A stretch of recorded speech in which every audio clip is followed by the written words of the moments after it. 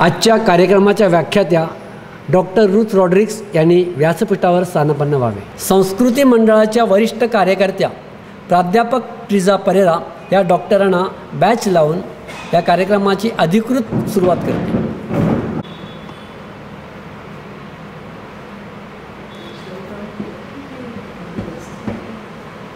नमस्कार मित्रांनो, सामवेदी ख्रिस्ती कुपारी संस्कृती मंडळाने आयोजित केलेल्या आजच्या ऑनलाईन चर्चासत्रासाठी आपणा सर्वांचं हार्दिक स्वागत। सामवेदी ख्रिस्ती कुपारी संस्कृती मंडळ हे संस्कृती संवर्धनाबरोबरच समाज प्रबोधनाचे कार्य देखील करते। त्याचाच एक भाग म्हणून आजचं समाज प्रबोधन वार्तालाप प्रथम पुष्प आम्ही आज सादर करीत आहोत। आजच्या वार्तालापाचा विषय आहे कोविड-19चे आव्हान आणि आपण। मंडळी, कोविड-19 या विषाणूने जगभर थैमान घातलेला आहे। लाखो लोक या आजाराला बळी पडले आहेत। आपल्या भारतात देखील या विषाणूने मार्च महिन्यात शिरकाव केलेला आहे। लोकांमध्ये भीतीचं वातावरण आहे। ह्या आजाराविषयी समाजात होत असलेल्या उलटसुलट चर्चेमुळे गोंधळाचं वातावरण निर्माण झालेलं आहे। या पार्श्वभूमीवर कोरोना या आजाराची लक्षणं आणि त्यावर उपचार या संदर्भात आजचं चर्चासत्र आयोजित केलं आहे। या चर्चासत्रासाठी आपल्याला मार्गदर्शन करण्यासाठी आपल्या समाजातील सुप्रसिद्ध दंतचिकित्सक डॉक्टर रुथ रॉड्रिग्स आपल्या समवेत हजर आहेत।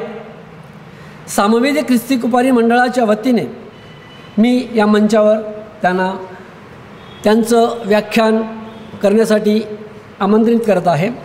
नमस्कार, मी डॉक्टर रुथ। मी व्यवसायाने एक डेंटिस्ट आहे। डॉक्टर असूनसुद्धा जेव्हा मला स्वतःला कोरोना झाला तेव्हा मलाही एक अनामिक भीती वाटली सर्वसामान्याप्रमाणे। या भीतीपोटी का असेना ह्या आजारावर मात करण्यासाठी ह्या आजारावर मी बरेच वाचन केले, तज्ज्ञांचे अनेक व्हिडिओज पाहिले, त्यांचे वेळोवेळी मार्गदर्शनही घेतले। त्याच्यातून थोडंफार नॉलेज मी गॅदर केलं आहे आणि आज ते तुमच्यापर्यंत पोहोचवण्यासाठी मी आले आहे। आपल्या सामवेदी ख्रिस्ती कुपारी संस्कृती मंडळाने मला इथे बोलण्याची संधी दिली, त्याबद्दल सर्वप्रथम मी त्यांचे आभार मानते आणि आजच्या चर्चासत्राला आता आपण सुरुवात करूया।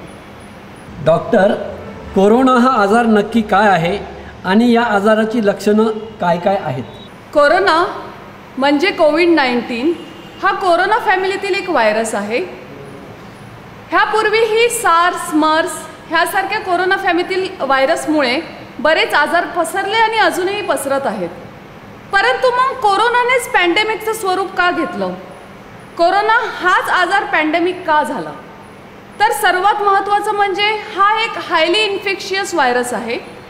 हा एका व्यक्तीपासून दुसऱ्या व्यक्तीपर्यंत, कॉन्टॅक्टमध्ये असलेल्या व्यक्तीपर्यंत अगदी सहजरित्या पसरतो आणि त्याचप्रमाणे दळणवळणामुळे जग आता इतकं जवळ आलं आहे की एका देशातून दुसऱ्या देशातही हा अगदी सहजरित्या पसरला गेला आणि याला पॅन्डेमिकचे स्वरूप आले। जेव्हा चायनामध्ये पहिली केस सापडली तेव्हा ह्या आजाराचा बराच गवगवा झाला आणि एक भीतीचे वातावरण तयार झाले। त्यामुळे जरी हे एक व्हायरल इन्फेक्शन असले तरी एक सायकोलॉजिकल इम्पॅक्ट ह्याने लोकांच्या मनावर सोडला आहे आणि तीच भीती कमी करण्याचा मी आज तुमचा एक प्रयत्न करणार आहे। आता प्रामुख्याने हा आजाराची लक्षणं काय काय आहेत? तर कोरोना हा एक बहुरूपीय व्हायरस आहे। काही जणांमध्ये हा अजिबात लक्षणं दाखवत नाही, ज्याला आपण असिम्प्टोमॅटिक असं म्हणतो, तर काही जणांमध्ये हा अगदी माइल्ड स्वरूपाची लक्षणं दाखवतो आणि काही जणांमध्ये अगदी गंभीर स्वरूप धारण करतो। ह्या आजाराची सर्वसाधारण लक्षणं अशी आहेत। हा व्हायरस जेव्हा तुमच्या बॉडीमध्ये एंटर करतो तर सर्वसाधारणपणे 90% लोकांमध्ये 2 ते 5 दिवसामध्ये लक्षणं दिसायला सुरुवात होते। काही जणांमध्ये 2 ते 14 दिवसाच्या कालावधीमध्ये लक्षणं बॉडीमध्ये दिसायला सुरुवात होते। साधारणपणे ताप येणे हे या आजाराचं प्रामुख्याने लक्षण आहे। आता ह्या तापाचं स्वरूप कसं असतं? तर ताप हा अगदी कमी तीव्रतेचा असतो, म्हणजे 99 डिग्री ते 100 डिग्री फॅरेनहाइट इतक्या प्रमाणात हा ताप येतो सुरुवातीला। ऑनसेट जेव्हा होतो लक्षणांचा तेव्हा सुरुवातीला हा ताप अगदी कमी तीव्रतेचा असतो त्याच मानाने जे मलेरिया, डेंग्यू किंवा इन्फ्लुएन्झा, कॉमन कोल्ड ह्यासारखे जे आजार आहेत, ह्याच्यामध्ये मात्र जेव्हा ताप सुरुवातीला येतो, ऑनसेटला ताप हा तीव्र स्वरूपाचा असतो आणि हाच ह्याच्यामध्ये प्रामुख्याने फरक आहे. त्यामुळे कोरोना ओळखणं तसं फारसं कठीण नाही आहे. पण कोरोनामध्ये ज्या मानाने ताप येतो त्या मानाने थकवा मात्र खूप जास्त प्रमाणात जाणवतो. त्यामुळे थकवा येणं हे या आजाराचं प्रामुख्याने लक्षण आहे. त्याचप्रमाणे घसा खवखवणं किंवा घसा दुखणं हे लक्षणही या आजारामध्ये दाखवलं जातं. काही जणांना लूज मोशन होतात, पोटात दुखून येतं, तर काही जणांना स्मेल आणि टेस्ट निघून जातो किंवा त्याच्यामध्ये थोडंसं अल्टरेशन होतं.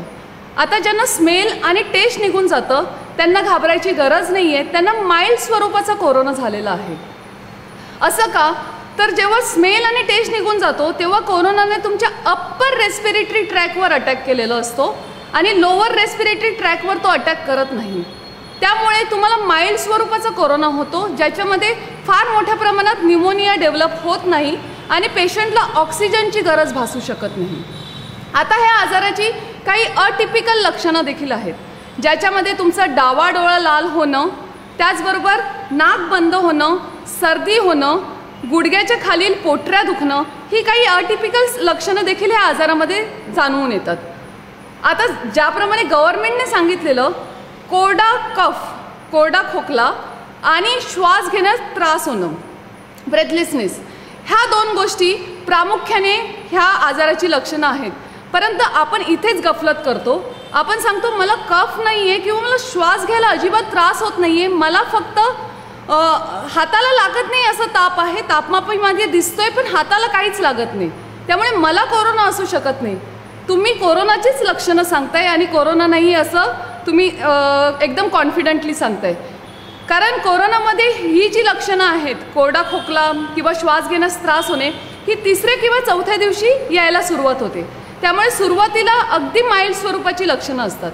आता ही लक्षणं जर आपण अगोदरच पकडली तर आपल्याला गंभीर स्वरूपाचा आजार होऊ शकत नाही, कारण त्या दृष्टीने आपण टेस्ट करून घेतला आणि योग्य प्रमाणात औषधं घेतली तर हा आजार गंभीर स्वरूप धारण करू शकत नाही. एका किंवा अनेक व्यक्तीमध्ये घरामध्ये ही लक्षणं येऊ शकतात आणि त्याचप्रमाणे एका व्यक्तीमध्ये ह्यापैकी मी जी नमूद केली त्यापैकी 1 किंवा अनेक लक्षणं दिसू शकतात. जर तुमच्या घरामध्ये 2 किंवा अधिक व्यक्तींना अशा प्रकारचे जे एक्सप्लेन करता येणार नाही, अनएक्सप्लेन्ड असे सिम्पटम आहेत, तर तिथे कोरोनाची चाहूल असू शकते. तुम्ही वेळीच सावध व्हायला पाहिजे.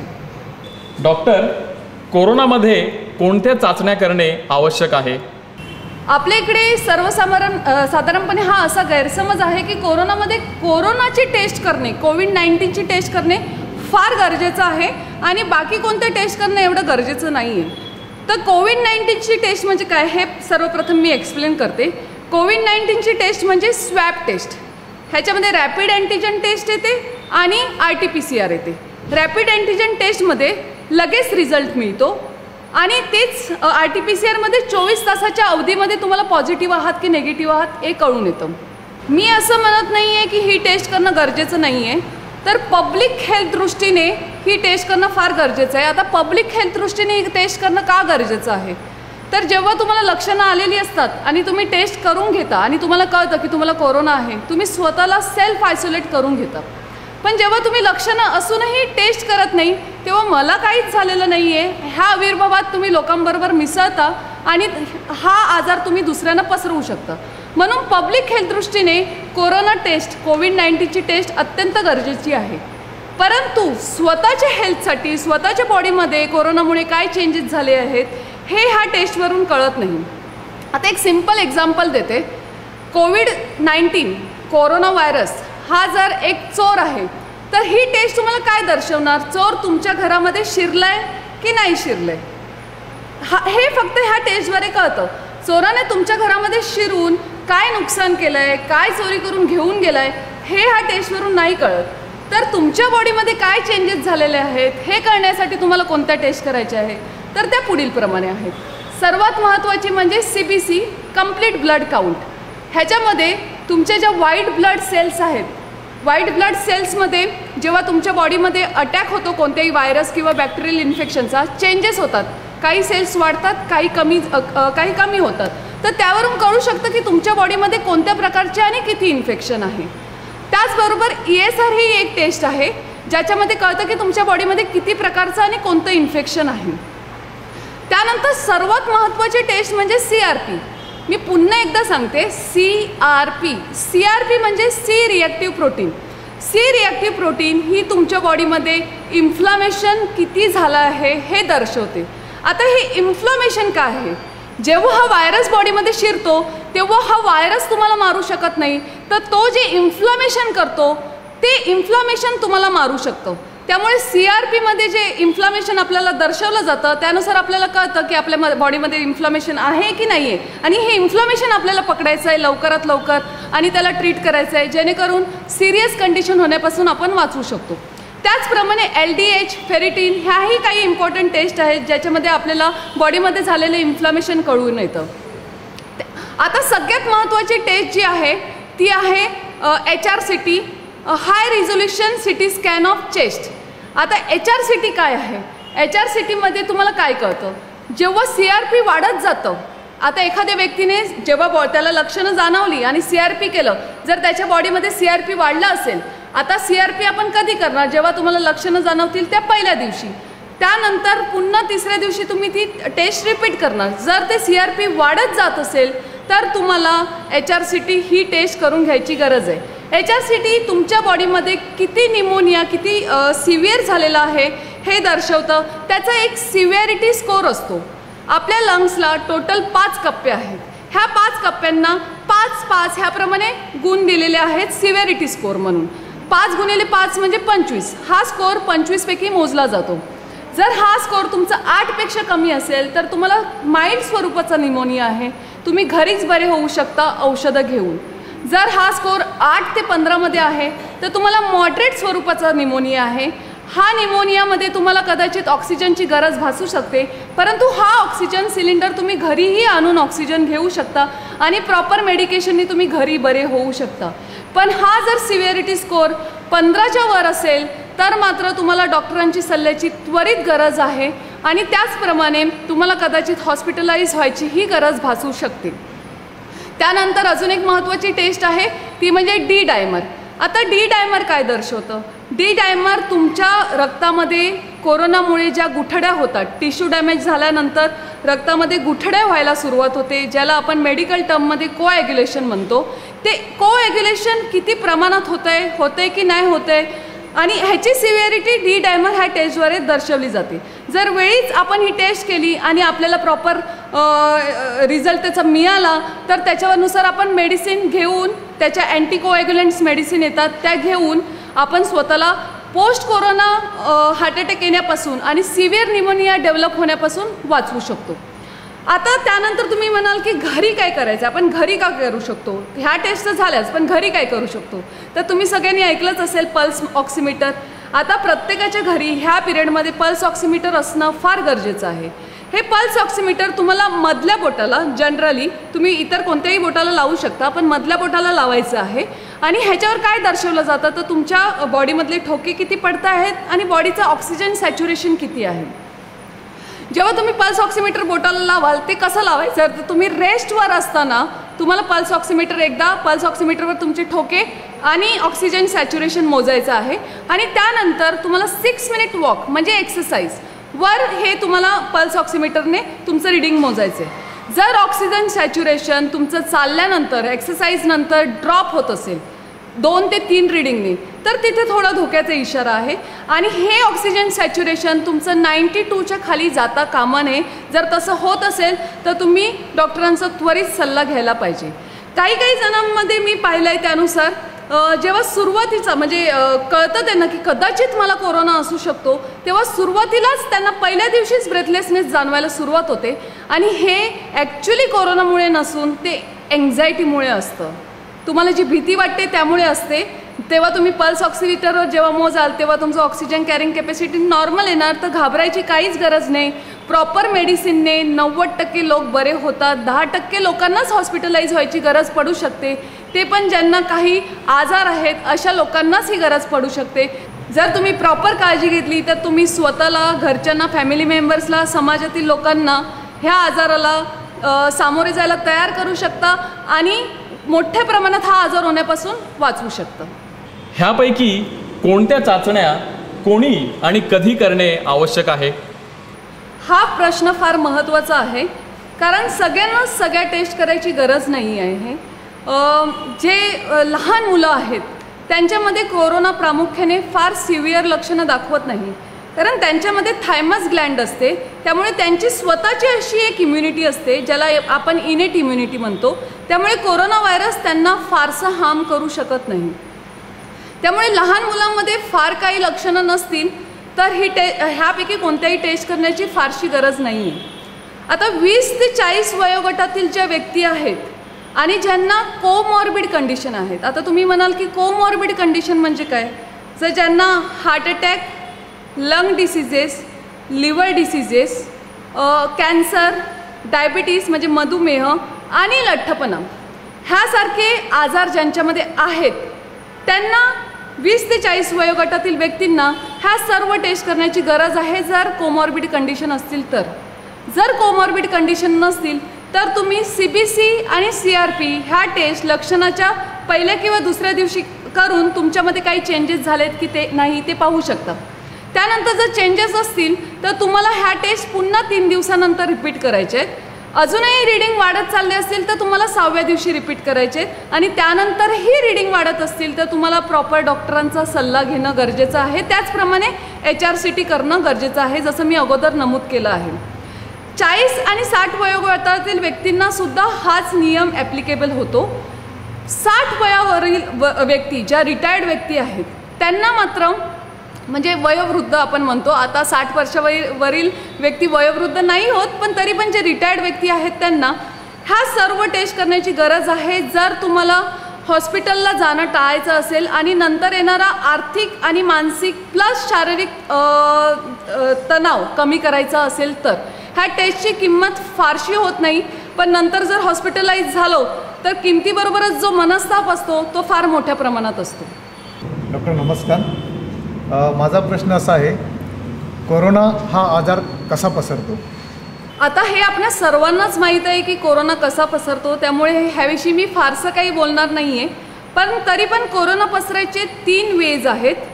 एक आहे ड्रॉपलेट बेस, दुसरा आहे फोमाइट आणि तिसरा आहे एअरबॉर्न. आता ड्रॉपलेट बेस म्हणजे काय? जेव्हा आपण खोकतो किंवा शिंकतो तेव्हा आपल्या खोकण्यातून किंवा शिंकण्यातून मोठे ड्रॉप्स बाहेर येतात. ते साधारणपणे 6 फीटपर्यंत ट्रॅव्हल करू शकतात आणि ह्या ड्रॉपद्वारे जर समोरची व्यक्ती कोरोना बाधित असेल तर समोरच्या व्यक्तीलाही कोरोना होण्याचे चान्सेस जास्त प्रमाणात असतात. आता ड्रॉपलेट बेस टाळण्यासाठी जसं गव्हर्नमेंटने सांगितलं आहे 2 गज दूरी, मास्क हे जरुरी, त्याच्यामध्ये सर्व गव्हर्नमेंटने एक्सप्लेन केलं आहे. तर तुम्हाला 6 फीटचं अंतर एकमेकापासून ठेवायचं आहे, सुरक्षित अंतर. आणि एक 3-ply मास्क, जो साधा 3-ply मास्क असतो किंवा आपला कापडी मास्क तुम्ही वापरून स्वतःचं संरक्षण करू शकता. आता फोमाइट म्हणजे काय? फोमाइट म्हणजे जी वस्तू इन्फेक्शन कॅरी करते आणि त्याच्याद्वारे तुम्हाला कोरोना होऊ शकतो. तर आता पैसे आहेत, कपडे आहेत, आपण मॉलमध्ये जातो, कपडे ट्राय करतो, अशा काही गोष्टी आहेत ज्याद्वारे तुम्हाला इन्फेक्शन होऊ शकतं. तर फोमाइट बेस इन्फेक्शन टाळण्यासाठी तुम्हाला काय करायचं आहे तर तुमचे हात वेळोवेळी धुवायचे आहेत. जेव्हा तुम्ही बाहेर जाता किंवा तिथे हात धुणं शक्य नसेल तर तुम्हाला ते प्रॉपर सॅनिटाईज करायचे आहेत. हात धुताना सुद्धा ते 20 सेकंद प्रॉपररित्या धुवायचे आहेत, जेणेकरून हातावरील विषाणू मरण्यास मदत होईल. त्यानंतर आला तो एअरबॉर्न. एअरबॉर्न ह्या विषयावर थोडा वादंग आहे, कारण हा व्हायरस एअरबॉर्नने होतो की नाही हे अजून शास्त्रज्ञांनाही तितकं फारसं गूढ कळलेलं नाही आहे. तर हा व्हायरस जेव्हा क्लोज कन्फाईन प्लेस म्हणजे बंद खोल्या असतात तिथे जर तुम्ही एखाद्या कोरोनाबाधित व्यक्तीच्या संपर्कात आलात तर ह्या व्यक्तीच्या श्वासाद्वारे किंवा खोकण्याने, शिंकण्याने त्या वातावरणामध्ये तो राहतो आणि तो तुम्हाला होऊ शकतो. अशावेळी जरी तुम्ही 3-ply किंवा कापडी मास्क घातलेला असेल तरीही तो तुम्हाला होऊ शकतो.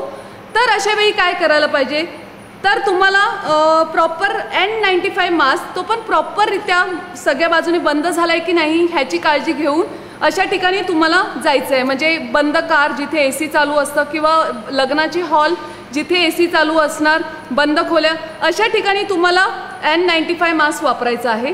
त्याचप्रमाणे अजून एक गोष्ट नमूद करायची ते म्हणजे तुमच्या घरी जर कोरोनाबाधित व्यक्ती असेल तर त्याचं टॉयलेट सेपरेट असणं गरजेचं आहे. कारण ही व्यक्ती जेव्हा टॉयलेटला जाऊन येणार आणि फ्लश चालू करणार तेव्हा हा व्हायरस हवेमध्ये थोड्या वेळ तिकडे राहतो. तर मग अशा वेळी 15 मिनिटाच्या आत जर तुम्ही तिकडे गेलात तर तुम्हालाही या हा व्हायरस बाधा करू शकतो. त्यामुळे अशा वेळी एक तर 15 मिनिटानंतर जाणं किंवा त्या व्यक्तीचं टॉयलेट वेगळं असणं हे फार गरजेचं आहे. पुढे डॉक्टर, कोरोनाबाधित व्यक्ती स्वतःची, आपल्या कुटुंबाची आणि समाजाची कशा प्रकारे काळजी घेऊ शकतो? कोरोनामध्ये सुरुवातीचे 14 दिवस अतिशय महत्त्वाचे आहेत. आता तुम्ही म्हणाल 14 दिवस का महत्त्वाचे आहेत? तर कोरोना इन्फेक्शन झाल्यानंतर साधारणपणे 9 दिवस हे इन्फेक्शन तुम्ही दुसऱ्यांना देऊ शकता आणि त्या 9 दिवसानंतर तुमची स्वतःची इम्युनिटी फार लो असते. त्यामुळे जर तुम्ही बाहेर गेलात तर ह्या इन्फेक्शनमुळे इम्युनिटी लो असल्यामुळे तुम्हाला इतर बॅक्टेरिया किंवा व्हायरस पकडू शकतात. त्यामुळे 14 दिवस फार महत्त्वाचे आहेत. जेव्हा तुम्हाला कळतं की तुम्हाला कोरोना इन्फेक्शन झालं आहे तो तुमचा पहिला दिवस. त्या दिवशी तुम्हाला स्वतःला आयसोलेट करून घ्यायचं आहे. तुम्हाला ज्या जीवनावश्यक गोष्टींची गरज आहे त्या गोष्टी तुमच्या फॅमिलीतील मेंबर तुम्हाला मास्क लावून पुरवू शकतात. आणि त्याचप्रमाणे जेव्हा तुम्ही आयसोलेट व्हाल तेव्हा तुम्हाला एक मुद्दा लक्षात ठेवायचा आहे ते म्हणजे तुम्हाला सेपरेट टॉयलेट वापरायचे. आता एकाच फॅमिलीमधील आई आणि वडील दोघे जर कोरोनाने बाधित असतील तर आणि मुलं छोटी असतील तर काय करायचं हा प्रश्न मोठा आहे. तर मुलांना हे इन्फेक्शन फारशा प्रमाणात अफेक्ट करत नाही तर मास्क लावून ते आपल्या आईवडिलांसोबत घरामध्येच राहू शकतात. त्याचप्रमाणे एक किंवा अनेक व्यक्ती जर कोरोनाबाधित असतील तर ते एकमेकासमवेत मास्क लावून राहू शकतात. 9व्या दिवसापासून हा व्हायरस रेप्लिकेट होत नसल्यामुळे तुम्ही मास्क लावून तुमच्या फॅमिलीमध्ये मिसळू शकता आणि 14व्या दिवसानंतर मास्क लावून समाजामध्येही मिसळू शकता.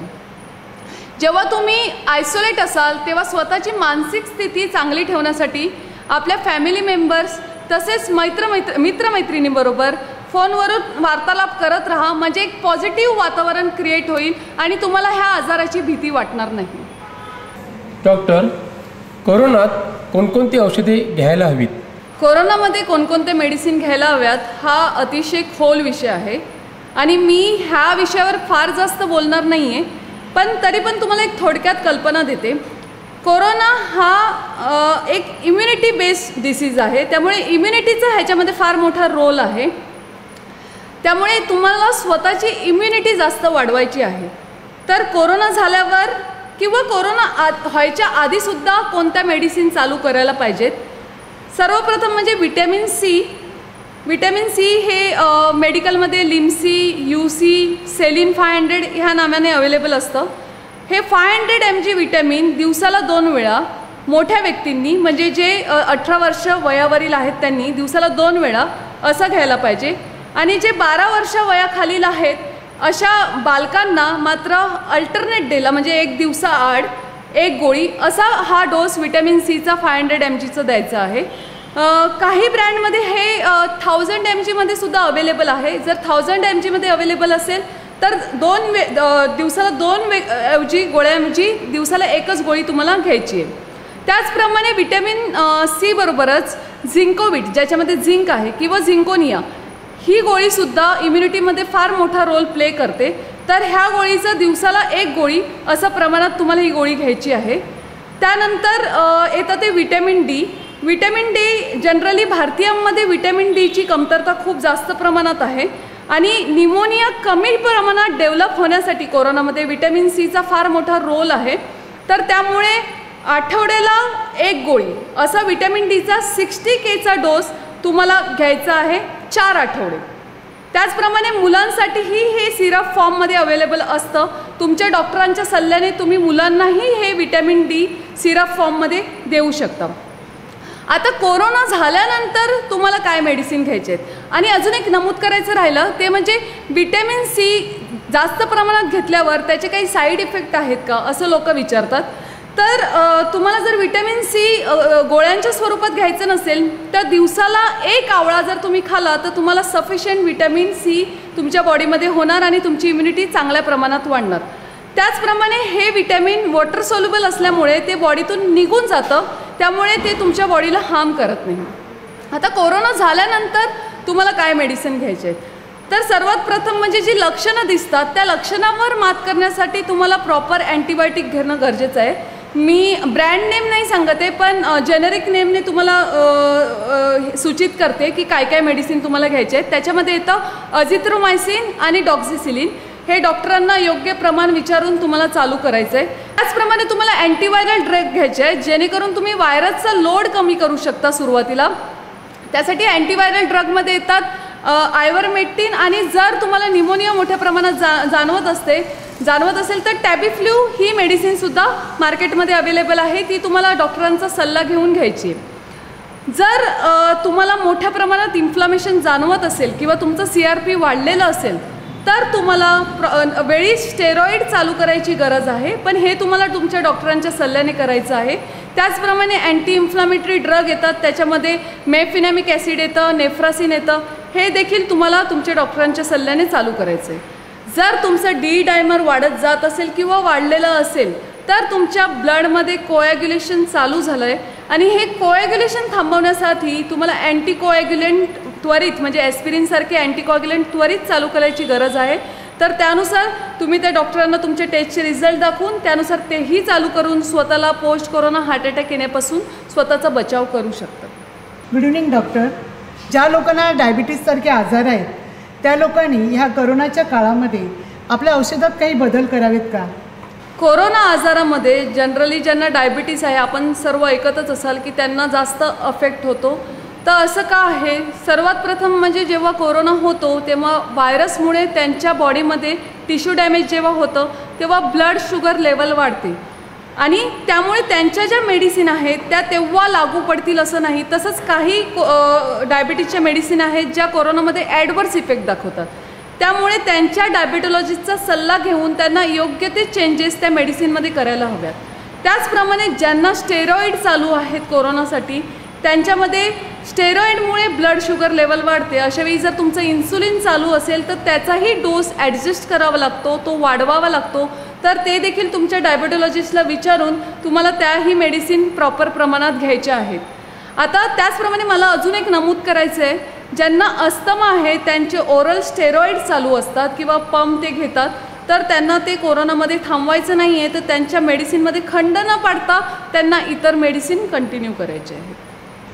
नमस्कार डॉक्टर. करोना पेशंटने कोणता आहार घेणे आवश्यक आहे व त्याचबरोबर कोणता आहार त्यांनी टाळावा, विशेष करून काळजी घेता यावी या दृष्टिकोनातून? आपल्या इथे पथ्य ह्या गोष्टीला फार मोठं महत्त्व आहे, पण कोरोनामध्ये तसं फारसं पथ्य करण्याची गरज नाही आहे. या उलट प्रामुख्याने प्रोटीनयुक्त डाएट घेणं कोरोनामध्ये फार इम्पॉर्टंट आहे. तर प्रोटीनयुक्त डाएट म्हणजे काय, तर जे मांसाहारी आहेत, नॉन व्हेजिटेरियन आहेत, त्यांनी चिकन, मटन, अंडी, फिश ह्यासारखं डाएट घेणं.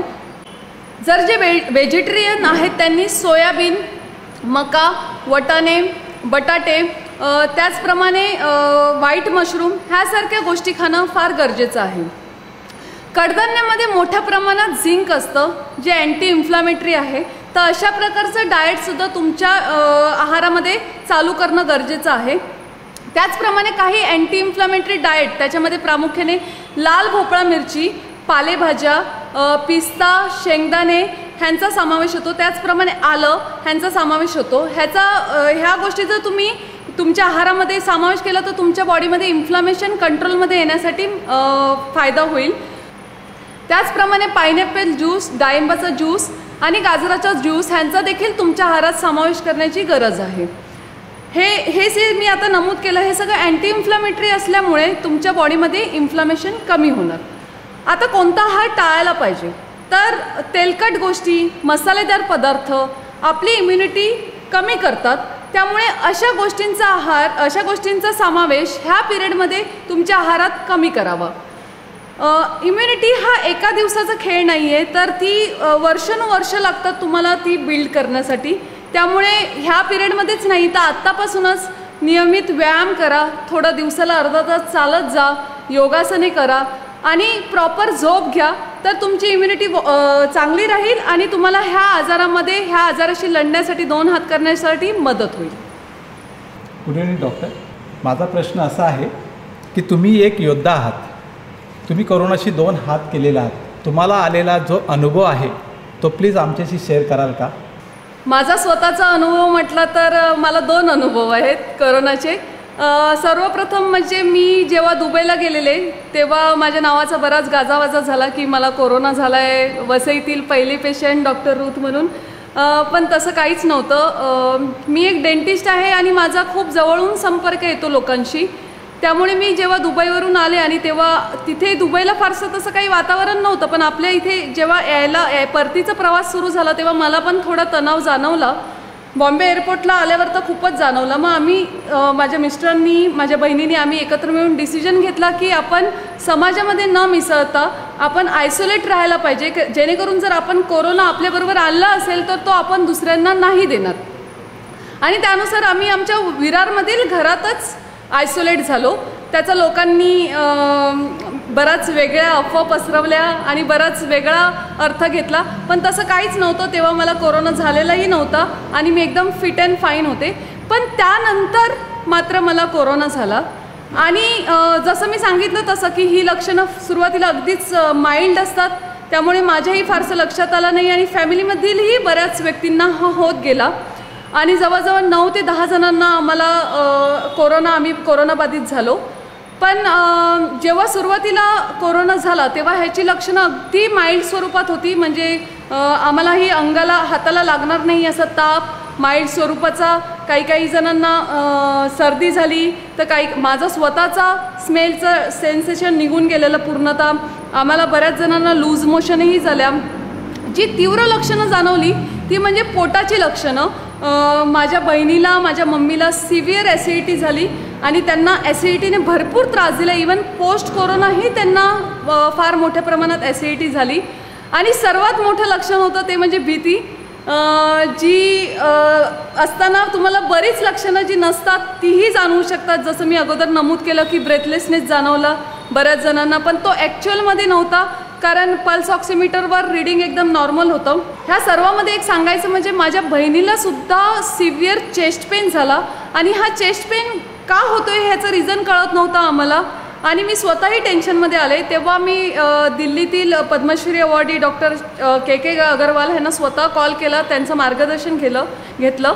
तेव्हा त्यांनी सांगितलं की चेस्ट पेन जर तुम्ही असं एका बोटाने दर्शवू शकत असाल तर तो चेस्ट पेन तुम्हाला गॅस, ॲसिडिटी किंवा अँझायटीमुळे झालेला आहे. त्याला कॉस्टोकॉन्ड्रिया असंही म्हणतात. आणि जर तो पेन तुम्ही असं पूर्ण हाताने असं दर्शवत असाल की मला चेस्ट पेन होते, तर मात्र तुम्हाला डॉक्टरांना लगेच दाखवायची गरज आहे. आणि ती एका बोटानेच दर्शवत होती आणि ते तिला जेव्हा सांगितलं तेव्हा ती एकदम नॉर्मल झाली. दुसऱ्या दिवशीपासून तिला तो चेस्ट पेनही फार कमी प्रमाणात व्हायला लागला.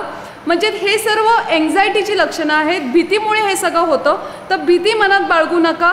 भीती जेव्हा तुम्ही मनातून काढून टाकाल तर तुम्ही ह्या आजारावर अजून चांगल्या रीतीने मात करू शकाल. तर म्हणजे आम्ही जेव्हा सगळे कोरोनाबाधित झालो, माझ्या पप्पांना काहीच लक्षणं आली नाहीत. त्यांचं वय 62 आहे. तर आम्हाला असं वाटलं की ते नाही झालेत आणि ते आमच्यापासून थोडे वेगळे पण होते. सो आम्ही त्यांना आयसोलेट केलं आणि त्यानंतर आम्ही जेव्हा बरे झालो त्यानंतर आम्ही अजून 15 दिवसानंतर त्यांची अँटीबॉडी टेस्ट केली. तेव्हा ते स्वतः त्यांचा अँटीबॉडी टायटर सर्वात जास्त हाय होतं. म्हणजे ते स्वतः कोरोनाबाधित झालेले पण त्यांना काहीच लक्षणं जाणवली नाहीत. थोडं माइल्ड प्रमाणात त्यांचंही एक दिवस स्लाइटली डोकं दुखलेलं, पण फारशी लक्षणं असे काही जाणवली नाही. कदाचित ते योगासनं करतात, वेळेवर झोपतात, त्यांची इम्युनिटी चांगली असेल म्हणूनही असं झालेलं असेल. तर सांगायचं काय आहे, वेळीच आपण जर काळजी घेतली आणि वेळीच जर आपण योग्य औषधोपचार केले तर हा आजार गंभीर स्वरूप घेऊ शकत नाही. आम्ही सर्वजणही घरीच बरे झालो. आम्ही कुठेच गेलो नाही, काहीच केलं नाही. मात्र फोनवरून आम्ही तज्ज्ञांचा सल्ला घेत राहिलो आणि त्यांनीही आम्हाला फार सुंदररित्या सगळं मार्गदर्शन केलं आणि आम्ही घरीच बरे झालो. त्याचप्रमाणे जर आता तुम्हाला भीती वाटत असेल तर मी स्वतःला तज्ज्ञ म्हणणार नाही, पण मी आहे. तुम्हाला कधीही गरज लागली मला तुम्ही कधीही फोन करू शकता. मी तुमच्यापासून एक कॉल दूर आहे. फक्त तुम्हाला मेंटल सपोर्ट हवा असेल तरी मी आहे. अशा प्रकारे तुमचं जर मानसिक, शारीरिक आणि आर्थिक तणाव मी जर कमी करण्यास कामी आले तर मी नक्कीच मला कृतकृत्य समजेन. थँक्यू. Thank you madam. आपण आपला अनुभव आमच्याशी शेअर केलात आणि आमच्या मनातील भीती दूर केलीत. प्रिय मित्रांनो, आज सामवेदी ख्रिस्ती कुपारी संस्कृती मंडळाने आयोजित केलेल्या समाज प्रबोधन वार्तालाभाचे हे प्रथम पुष्प होते आणि आपला विषय होता कोविड-19चे आव्हान आणि आपण. आणि आपल्याला व्याख्यात्या लाभलेल्या होत्या सन्माननीय डॉक्टर रुथ रॉड्रिक्स. आपल्या व्याख्यात्या डॉक्टर रुथ मॅडम ह्या प्रत्यक्ष कोविड ह्या आजाराशी 2 हात करत आलेल्या आहेत आणि त्यांचा अनुभव आपल्याला ऐकायला मिळालेला आहे आणि ह्याचा फायदा आपल्याला, समाजाला व आपल्या मुलाबाळांना फार असा उपयुक्ती पडणार आहे. मॅडम, आपण आज आमच्यामध्ये उपस्थित राहून आपला अमूल्य वेळ देऊन जे मार्गदर्शन केलं, आम्ही सामवेदी ख्रिस्ती कुपारी संस्कृती मंडळ वसई आपले मनापासून आभार मानत आहे.